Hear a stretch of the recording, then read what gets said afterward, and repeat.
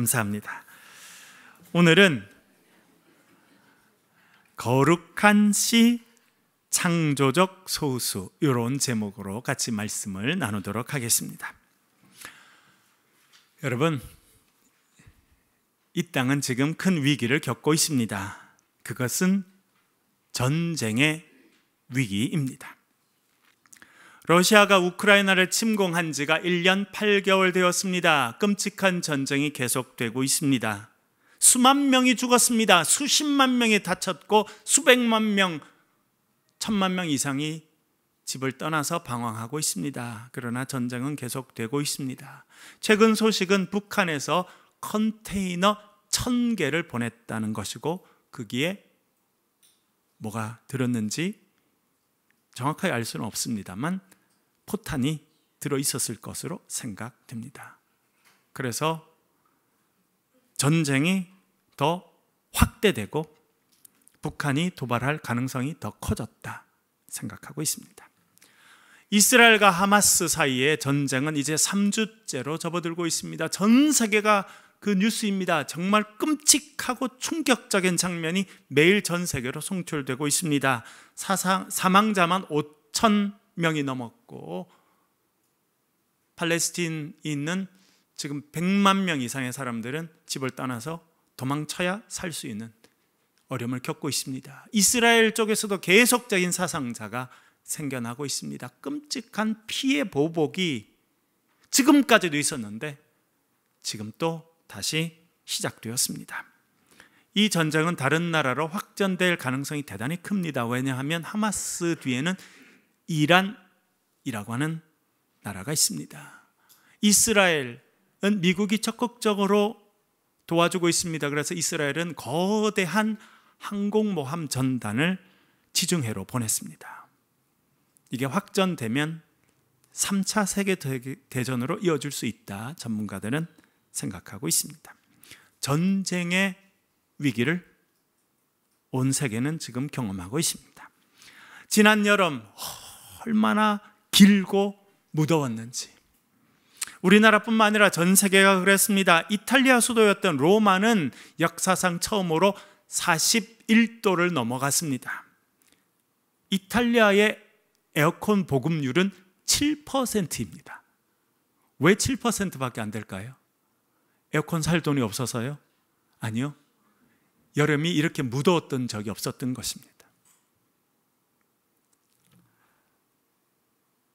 유럽 전체가 더위가 와도 아주 짧게 지나갔는데 이번에는 엄청나게 길게 오랫동안 폭염이 찾아왔습니다.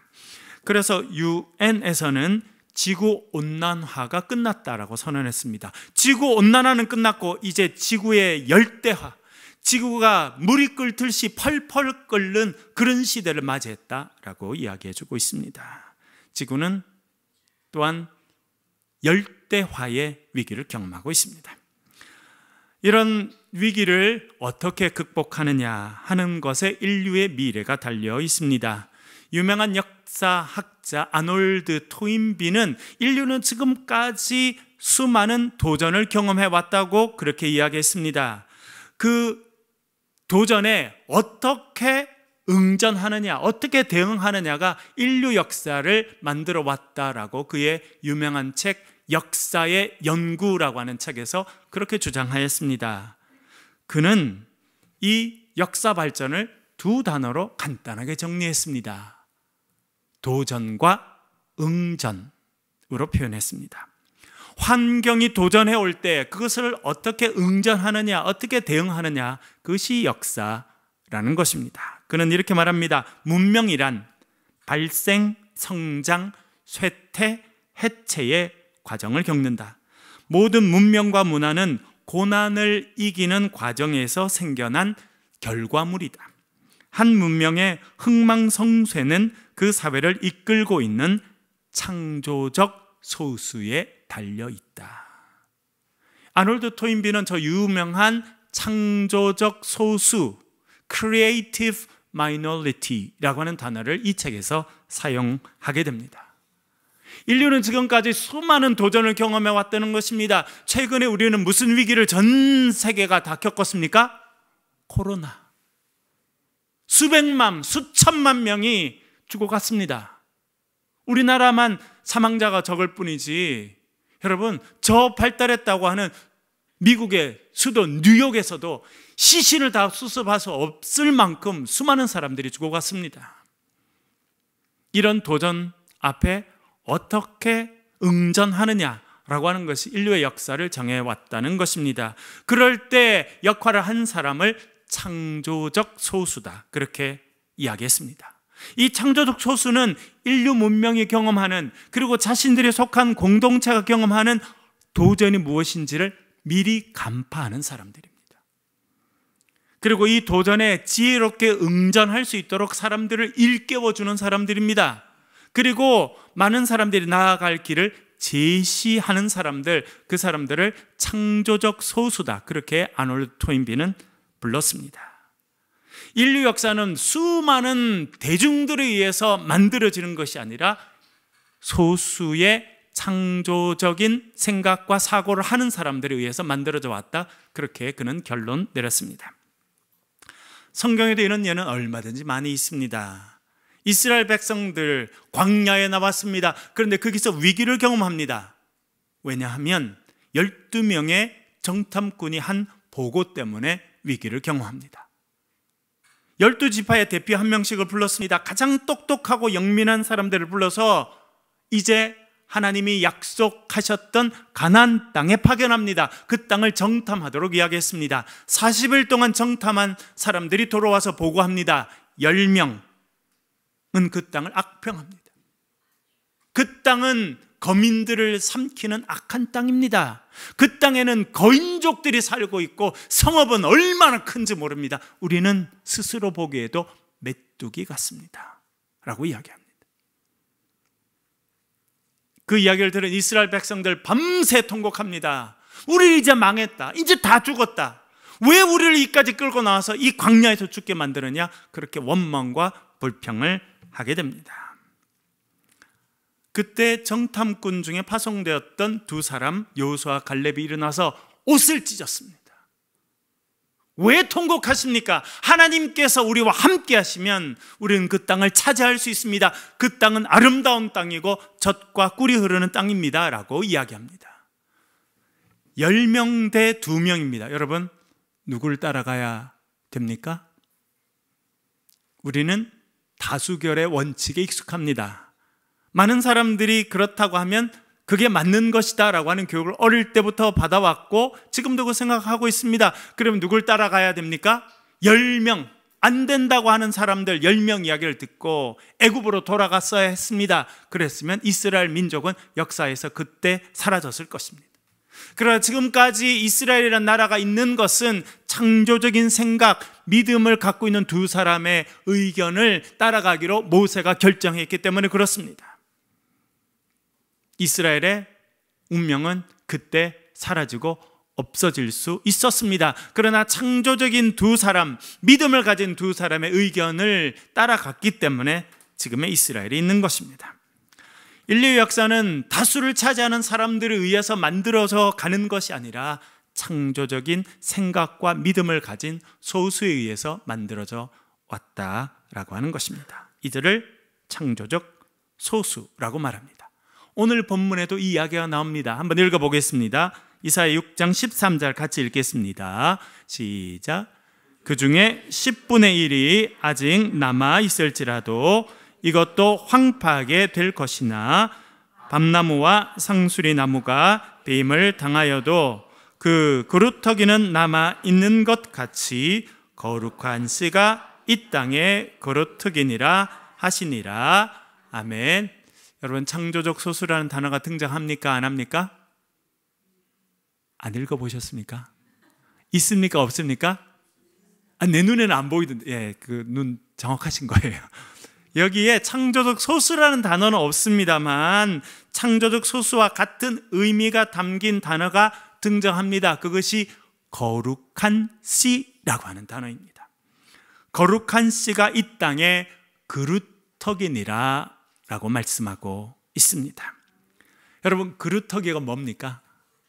그루터기, 쓰러진 나무, 예, 아래에 남아있는 걸 고루터기라고 하거든요.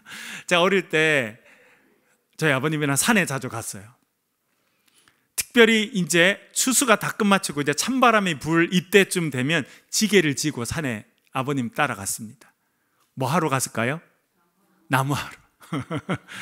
왜냐하면 그때는 다 겨울 내내 장작을 떼서 밥을 하고 장작을 떼서 방을 대표해야 되니까 겨울을 지나기 위해서 장작을 준비해야 됐습니다. 그래서 제 아버님이 묵혀놨던 톱을 꺼내가지고, 줄이라고 불렀는데 우리는 줄, 이렇게 쇠로 된 걸 가지고 이렇게 칼날을 착착착착착 이렇게 하면 칼날이 이렇게 톱날이 이렇게 세워집니다.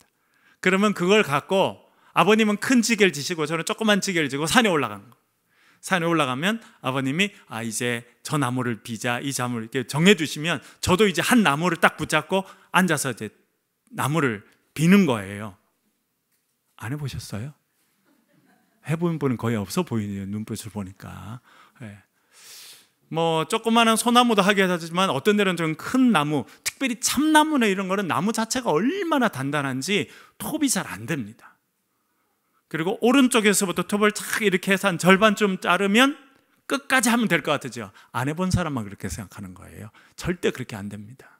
어느 정도 이상 되면 톱을 빼서 반대로 해서 이렇게 또 잘라가야 나무가 이렇게 탁 넘어지게 됩니다. 그렇게 나무가 쓰러지고 나면 그 밑에 남는 부분을 그루터기라, 그렇게 이야기를 합니다. 제가 그렇게 아버님 따라가서 나무를 했는데 한 1년, 2년 뒤에 그 근처를 다 지냈어요. 분명히 내가 나무를 베었는데 그래서 나무는 없어졌어요. 그런데 신기한 거는 그 그루터기에서 뭐가 났을까요? 새로운 가지들이 이렇게 나 있다는 걸 보고 제가 참 놀랐습니다. 나무를 뱄지만 그래서 생명이 없어진 줄 알았는데 그루터기가 남아있으니까 그 그루터기는요 새로운 싹을 내고 새로운 가지를 내고 새로운 생명의 역사를 시작하고 있다는 것을 본 적이 있었습니다. 이사야도 이렇게 이야기합니다. 밤나무와 상수리나무가 배임을 당하여도. 여러분, 밤나무는 잘 아시죠? 요즘에 밤 따는 계절이죠? 상수리나무는 뭘까요, 여러분? 잘하시네요. 도토리나무. 제가 어릴 때는 저희 외할머님이 도토리를 교주 오셔가지고 그걸 껍질을 벗겨가지고 또 짜가지고 물에 이렇게 담가가지고 눌러가지고 도토리묵을 만들어줬거든요. 그 도토리가 상수리나무입니다. 이 밤나무와 상수리나무가 배임을 당하여도 라고 하는 것은 상징적인 의미입니다. 북이스라엘과 남유다, 그 두 나라가 망하여도 라고 하는 의미를 가지고 있습니다. 북이스라엘은 주전 722년에, 남유다는 주전 586년에 멸망합니다. 큰 나무가 쓰러지게 된 거예요. 그렇지만 뭐가 남는다는 겁니까? 그루터기가 남는데 그 그루터기가 거룩한 씨라고 하는 것입니다. 그리고 이 거룩한 씨가 남은 자다, 그렇게 이사야는 말해주고 있습니다. 여러분, 나라가 망하면 어떻게 됩니까?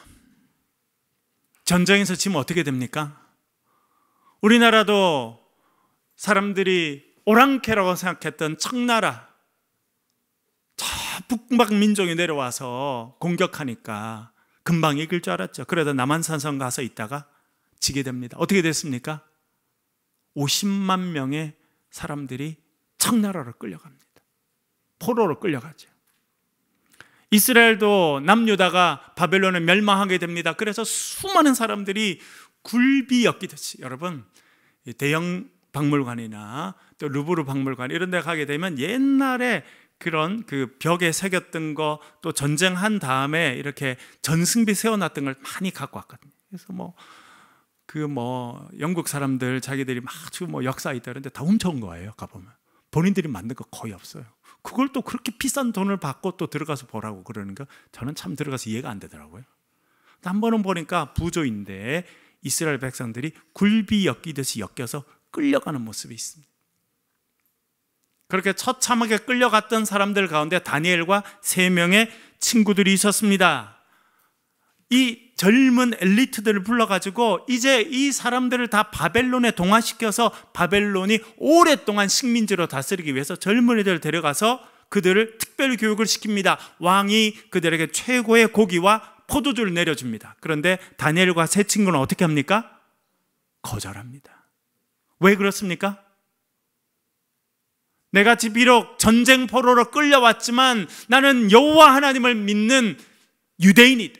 하나님의 백성이다. 그 정체성을 지키기 위해서 그 기름진 고기와 포도주를 거절합니다. 그리고 신앙을 지켜가는 다니엘과 세 친구의 모습을 성경이 이야기합니다. 이런 사람들을 남은 자라고 말합니다. 남은 자는 전쟁에 포로로 끌려가고 그 땅에 남은 사람을 이야기할 것 같은데, 여러분, 전쟁에 끌려가지 않고 포로로 끌려가지 않고 남는다고 전부 다 남은 자라고 부르진 않습니다. 남은 자는 어떤 사람이냐면 남아 있어서 신앙을 지킨 사람들을 남은 자라고 말합니다. 비록 전쟁 포로로 끌려갔다 할지라도 그 바벨론 땅에서 다니엘과 세 친구처럼 여호와 신앙을 지키고 믿음을 지키고 정체성을 지킨 그 사람들이 남은 자라고 하는 것입니다. 그리고 결국 이 남은 자가 창조적인 소수의 역할을 감당하게 되는 것입니다. 제가 어릴 때 저희 뒷산이 있었는데 뒷산 너머에는 뭐가 있었냐면 저수지가 있었어요. 문동 저수지라고, 지금도 엄청 큰 저수지가 있습니다. 그런데 그 저수지가 산 위에 있고 되게 큰데 저 멀리 동네에는 또 다른 조그마한 저수지가 있었어요.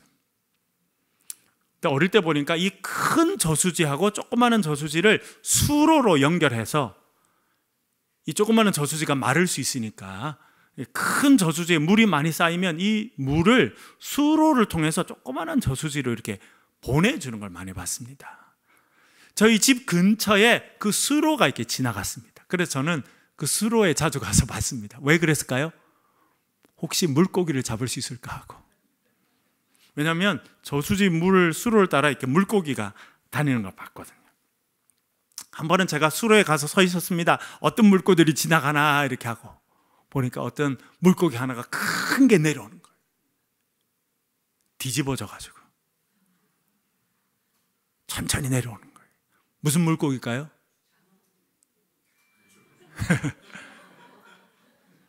죽은 겁니다. 죽은 거. 물고기가 아무리 커도 죽은 건요, 뒤집어져서 하얀 배를 내밀고 물결이 흘러가는 대로 천천히 흘러가고 여기 부딪히고 저기 부딪히고 수로가 좁으니까 그러고 흘러가는 거예요. 그런데 걔가 지나가고 난 다음에 조금 있다가 물이 막 흐르는데 밑에 보니까, 여러분, 물고기는 위에서 보면 잘 안 보입니다. 물 색깔이랑 비슷해서 잘 안 보여요. 근데 눈에 불을 켜고 보니까 물고기가 조그만 애가 하나 있는 거예요. 걔는 살아있어. 그래서 걔는 어떻게 하는지 압니까? 물이 흘러가는데 얘는 반대로 올라가고 있더라고요. 조그마한 저에게도 참 교훈이 되는 장면이었습니다. 아무리 물고기가 커도 생명력이 없으면, 죽어 있으면 물이 흘러가는 대로 흘러갈 수밖에 없어요. 그러냐, 아무리 작은 물고기라도 살아있으면 물을 거슬러 올라갈 수 있는 힘이 있다는 거예요. 그런 역할을 하는 사람들이 창조적 소수이고, 이사야는 그런 사람들을 남은 자라 그렇게 불렀던 것입니다. 남은 자가 그루터기입니다. 표현이 중요한데요, 거룩한 씨가 그 땅의 그루터기다, 그렇게 말해주고 있습니다. 거룩한 씨라는 거예요. 왜 거룩하다 불렀을까요? 거룩하신 하나님을 섬기는 백성이기 때문에 거룩하다고 부른 것입니다.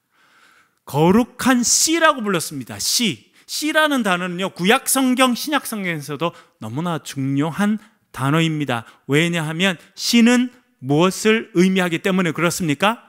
새로운 역사에 쓰임받을 사람들이기 때문에 그렇습니다. 저희 집 옛날에 제가 어릴 때는 농사를 많이 지었는데, 특별히 밭이, 그때는 좀 넓은 밭이 있었어요. 거기다 감자를 심었어요. 감자. 여러분, 감자는 언제 심고 언제 거둡니까? 봄에 심고 10월에 거두나요?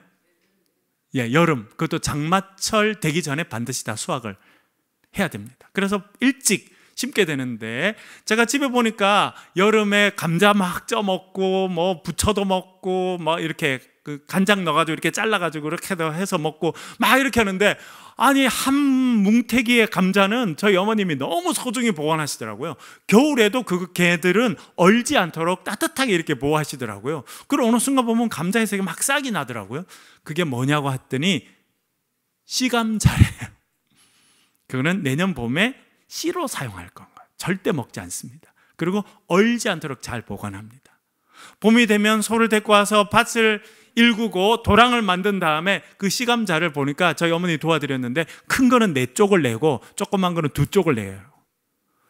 그 다음에 거름을 뿌린 다음에 그 감자를 자른 부위가 밑에 가도록 딱 이렇게 밭에다가 고랑에다 올려놓고 위에다가 이렇게 흙을 덮어줍니다. 그리고 물을 주고 한참 지나면요 싹이 올라와요. 조금 있으면 굵은 감자대가 올라오고 꽃이 피게 되고, 그렇게 해서 여름, 초여름이 되면 이제 그 애를 거두는 거예요. 감자 거둬 보셨어요, 여러분? 어떻게 하면 됩니까? 감자대를 손으로 딱 잡고요, 호미를 가지고 밑을 이렇게 쫙 이렇게 파서 탁 당기면 한꺼번에 다 올라옵니다. 그러면 하나를 심었는데 그 안에 많게는 10몇 개 감자가 달린다는 것을 알게 됐습니다. 그게 씨의 역할입니다. 거룩한 씨라고 부르는 이유는 하나님의 역사를 다시 이루어갈 사람들이다라고 하는 의미입니다. 이스라엘 백성들이 망했어요. 북이스라엘이 망하고 남유다가 망하고 전쟁 포로로 끌려갔지만 하나님께서는 거룩한 씨를 남겨주십니다. 하나님의 신앙을 지키는 자들을 남겨주셔서 그들을 통해서 하나님의 새로운 역사를 이루신다는 것을 알려주고 있습니다. 창조적 소수가 되기 위해서 필요한 몇 가지가 있습니다. 첫째는 시대를 바라보는 눈이 있어야 합니다. 핵심을 파악할 수 있는 눈이 있어야 합니다. 다니엘과 세 친구들은 바벨론으로 끌려갔습니다. 거기 가서 왕이 이렇게 좋은 음식도 주고 옷도 주고 다 그렇게 하는 거예요. 뭐 하라는 겁니까? 야, 너 유대인 버리고, 유대인 정체성 버리고 바벨론 백성으로 살아가라 이야기하는 겁니다. 우리나라도 일제가 다스릴 때 어떻게 했습니까? 여러분, 나중에 일제가 다스리다가 나중에 돼서는 공립학교에 학생들 한국말 쓸 수 있었습니까? 없었습니까? 학교 안에는 쓸 수 없었어요. 그래서 제가 만난 어느 권사님은 뒷동산이 저 위에 올라가서 한국말 하다가 다시 교실에 들고 오면 일본말 쓰고 그렇게 살았다는 거예요. 창씨 개명, 우리나라 이름도 다 바꿔버리고 전부 다 일본식으로 만들겠다, 황국 시민으로 만들겠다, 그렇게 생각했는데 바벨론도 그렇게 했습니다.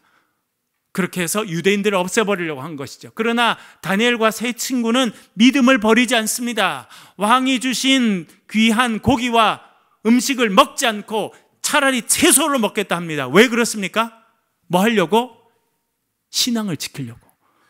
이 젊은이들은요, 유대인이라고 하는 나라가 없어지지 않기 위해서 가장 중요한 것은 여호와 신앙이라는 걸 깨달았던 거예요. 핵심을 파악했습니다. 그래서 지금의 유대인들, 이스라엘이 유지될 수 있는 것입니다. 핵심을 파악할 수 있는 눈이 있고 분별할 수 있는 눈이 있어야 됩니다. 그것을 잠언에서는 뭐라 말하던가요? 지혜라고 말합니다. 두 번째는요, 새로운 시각이 있어야 합니다. 문제를 파악하고 끝나는 것이 아니라 문제를 해결할 수 있는 새로운 시각이 필요합니다. 저는 그것을 다윗에게 찾아볼 수 있습니다. 다윗이 아버지의 심부름으로 형들이 있는 전쟁터에 갔습니다. 갔더니 이스라엘 백성들, 군인들이 벌벌 떨고 있는 거예요. 왜 그러니까? 저 앞에 누가 서 있습니까? 골리앗이. 키가 2m 90이고 갑옷의 무게만 55kg이고 창을 들고 있는데 창 끝에 달려있는 창날 무게만 7kg인 거대한 전쟁기가 서 있었습니다. 1대1로 붙어서 이길 수 있는 사람이 아무도 없는 도전을 경험하고 있는 것입니다.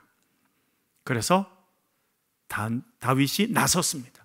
근데 여러분, 다윗이 전쟁도 한 번도 해본 적도 없고 아직도 어린 목동일 뿐인데 그 거대한 전쟁기계인 골리앗과 딱 붙어서 싸워서 이길 수 있습니까? 없습니까? 없죠. 거대한 도전은 있는데 해결 방법은 이스라엘에 아무도 없는 것입니다. 그런데 다윗이 창조적 소수자로 쓰임받게 되는데 그 이유는 전쟁에 대해서 완전히 새로운 이해를 하고 있었기 때문에 그렇습니다. 17장 45절, 사무엘상 17장 45절 한번 읽어볼게요. 같이 읽겠습니다. 시작. 또 여호와의 구원하심이 칼과 창에 있지 아니함을 이 무리에게 알게 하리라. 전쟁은 여호와께 속한 것인즉 그가 너희를 우리 손에 넘기시리라. 아멘. 그 당시 사람들은 전쟁에서 이기려면 제일 중요한 게 뭐라고 생각했습니까? 칼과 창이라고 생각했어요. 등치가 크고 갑옷을 잘 입고 창을 좋은 거 들고 있으면 전쟁에서 이긴다. 왜? 1대1로 딱 맞붙는 그걸 백병전이라고 하거든요. 1대1로 맞서서 싸우려면 등치가 크고 무기가 좋으면 다 이긴다고 생각한 것입니다. 그래서 사울도 그 생각이 있었기 때문에 다윗에게 자기 갑옷도 입혀주고 칼도 입혀주고 그렇게 한 거예요. 여러분, 우리 부모님들이 그렇게 하잖아요. 우리 아이들에게 뭘 해줍니까? 제일 좋은 과외 선생님 소개시켜 주잖아요. 제일 좋은 학원에 보내잖아요. 저희들이 잠시 서울 대치동이라고 하는 우리나라 사교육의 1번지 있는 교회에 잠시 있어가지고 근처에 학원들이 있더라고요. 우리 애들도 공부를 좀 잘했으면 하고 어디 수학학원에 보내보려고 했더니 우리 애는 자격이 안 돼요. 왜냐하면 그 수학학원에 오기 위해서 다녀야 될 학원이 따로 있더라고요. 무슨 말씀인지 아세요, 여러분? 돈 있다고 다 그 학원에 보낼 수 있는 게 아니에요. 그 학원에 들어가기 위해서 다녀야 될 학원이 따로 있다니까요. 그러면 그 최고의 학원에 다니면 애들이 다 됩니까? 엄마들은요, 그게 목표예요. 저 학원에 내가 보내줄게. 그 과외선생님 내가 붙여줄게. 야, 최고의 갑옷을 입혀주고 최고의 창을 들려주면 얘가 골리앗을 쓰러뜨릴 줄 알아요. 그렇게 되던가요, 여러분? 절대 그렇게 안 됩니다. 왜요? 다윗이 사울의 갑옷을 얻어 입었는데 움직여 보니까 어떻더라는 거예요? 걸리적거리더라는 거예요. 그래서 벗어버렸어요. 다윗이 한 최고의 결정 중에 하나는요, 그 갑옷을 벗어버리는 거예요. 여러분, 우리 애들한테 여러분들 갑옷을 막 입혀주잖아요. 야, 이거 엄마가 어떻게 구한 건데, 야, 이거 입어. 이게 딱 갑옷 입혀주고 창 딱 들려주고, 야, 네가 최고의 갑옷 입었지, 최고의 칼 들었지, 이제 골리앗 쓰러뜨리는 거 문제 없어. 이렇게 생각하는 게 오해고 착각입니다. 애들한테 맞지 않는 옷을 입고 나가서는 애들은 절대 이길 수가 없습니다. 그래서 벗어버리죠. 왜냐하면 다윗은요, 전혀 다른 전쟁에 대한 이해가 있었습니다. 사울은 좋은 갑옷을 입고 좋은 칼을 들고 나가야 골리앗과 딱 붙어볼 수 있다고 생각했는데 다윗은요, 그렇게 해서 이길 수 없다는 걸 금방 알고 있었습니다. 그것이 하나님이 그에게 주신 지혜예요. 그가 이길 수 있는 방법은 무엇이었습니까? 하나님이 어릴 때부터 자기에게 줘서 훈련하게 하신 물맷돌이라는 걸 알고 있었어요. 그래서 그는 지나가다가 돌멩이 5개를 줍고 물매를 들고 나아갔습니다. 성경에 보면 어떻게 되어 있냐면 그가 물매를 돌리면서 나아가는데 어떻게 했다고요? 전속력으로 달려갔다는 거예요. 저는 참 기가 막힌 일이다. 어떻게 한 번도 전쟁을 해본 적이 없는 다윗이 그걸 알 수 있었을까? 여러분, 움직이는 물체가 갖고 있는 가속력, 파괴력은 공식이 있어요. 무게에 비례하고 속도에는 제곱에 비례합니다. 갑자기 수학 시간이 된 것 같은데. 그러니까 여러분, 이 돌이 날아갈 때 파괴력이 어떻게 가냐면 돌이 클수록 파괴력이 크지 않겠어요? 그래서 크기에는 비례합니다. 비례. 이게 크기가 2배가 되면 파괴력이 2배가 된다는 거예요. 그런데 놀라운 것은 속도에는 제곱에 비례한다는 거예요. 제곱 아시죠? 속도가 2배가 되면 파괴력은 2배가 되는 것이 아니라 제곱에 비례하니까 4배가 되는 것이고, 속도가 4배가 되면 몇 배가 커진다는 겁니까? 제곱이니까 16배가 커진다는 거예요. 그거를 아마 다윗이 그때부터 알고 있었는지 모르겠지만 성경에 보니까 그가 물매를 돌리면서 전속력으로 달려나갑니다. 그래서 자기가 갖고 있는 조그마한 돌멩이의 파괴력을 극대화시켰더니 그 돌멩이는 총알처럼 골리앗에게 박히게 된 거예요.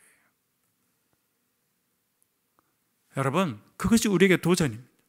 문제는 우리가 다 알아요. 아, 골리앗이 있네, 힘드네, 지금 열대화가 되고 있네, 전쟁이 일어나네. 문제는 다 파악해요. 그런데 문제는 뭐냐면 우리가 그것을 새로운 시각으로 볼 수 있는 시각이 없다는 거예요. 그러니까 했던 대로 하는 겁니다. 했던 대로 갑옷 입고 했던 대로 창 들고, 우리에게도 좋은 창 입혀주고 좋은 갑옷을 입혀주면 좋은 학벌 주고 좋은 학교 보내고 그렇게 하면 다 문제 해결되리라 생각하는 거예요. 그렇지 않다는 겁니다. 그러면 그런 새로운 시각, 새로운 이해는 어디서 오느냐? 말씀을 있는 데서, 하나님께 주신 지혜에서 온다는 겁니다.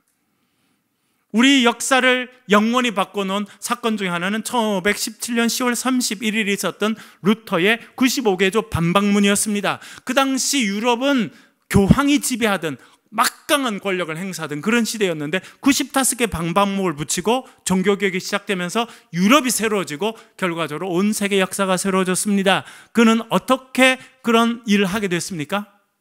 로마서를 묵상하다가 깨닫게 된 거예요. 하나님의 말씀을 묵상하다가 하나님의 뜻을 깨닫게 되고 새로운 시각을 갖게 돼서 돈을 주고 죄를 사하는 문서를 사는 것으로 구원받는 것이 아니라 예수 그리스도를 믿는 믿음으로 구원받는다는 걸 깨달았기 때문에 그는 위대한 일들을 이뤄갈 수 있었던 것입니다. 성경은 남은 자를 이야기합니다. 그 남은 자는 여호와의 신앙을 지키는 자들이고 시대의 흐름을 읽고 중요한 것을 파악하고 살아가는 사람들입니다. 우리가 그 부르심으로, 그 일에 부르심을 받은 사람들입니다. 여러분 보십시오. 거대한 건물을 갖고 있고 사람들이 많다고 큰일을 하던 시대는 이제는 지나갔습니다. 옛날에 했던 방식대로 크게 건물 짓고 사람 많이 모으면 잘 될 거다, 그런 시대는 지나갔어요. 공룡이 없어졌듯이 점점 그런 시대는 무너집니다. 이제는요, 신앙을 갖고 창조적인 생각을 가지고 새로운 일을 시도하는 그런 사람들 통해서 역사하는 시대가 되었습니다. 여러분, 우리 교회는 벌써 그 일을 시작했다, 저는 그렇게 말씀드릴 수 있습니다. 아까 그림 보여드렸죠?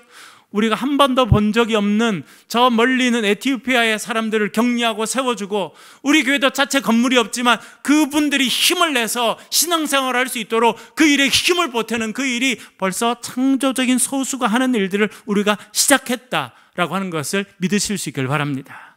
이 시대 하나님께서 남은 자로 우리를 불러주셨습니다. 거룩한 씨로 불러주셨습니다. 그 일에 쓰임받는 주의 백성들 되길 주의 이름으로 간절히 축원합니다.